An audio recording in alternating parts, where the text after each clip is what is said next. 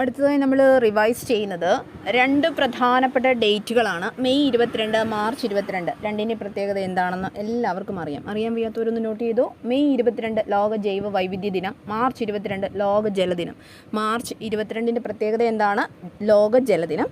May 22ൻ്റെ പ്രത്യേകത എന്താണ്? ലോക ജൈവ വൈവിധ്യ ദിനം. നമ്മൾ ഓരോ ഡേറ്റും അറിയാത്തവരെല്ലാം ഒന്ന് നോട്ട് ചെയ്ത് വയ്ക്കുക. ഇടയ്ക്കിടയ്ക്ക് എടുത്തൊന്ന് നോക്കുക. ഒരു 3-4 ദിവസം നമ്മൾ ഒരു അറിയാത്ത നോട്ട് പഠിക്കുമ്പം ഒരു 3-4 ദിവസം തുടർച്ചയായിട്ട് റിവൈസ് ചെയ്യുമ്പോൾ ഉറപ്പായിട്ടും അത് നമുക്ക് ഹൃദയസ്ഥമാക്കാൻ പറ്റും. ഇന്ന് നമ്മൾ റിവൈസ് ചെയ്യുന്ന ഈ പോർഷൻ ഒരാഴ്ച നമ്മൾ റിവൈസ് ചെയ്യുക. ഉറപ്പായിട്ടും ഈ പോർഷൻ നമുക്ക് കവർ ചെയ്യാൻ പറ്റും. നമുക്ക് ഇത് വീണ്ടും റിവൈസ് ചെയ്യേണ്ട കാര്യമേ ഇല്ല. 1 വീക്ക് റെഗുലറായിട്ട് റിവൈസ് ചെയ്യുക, എഴുതിയെടുക്കുക. All the best.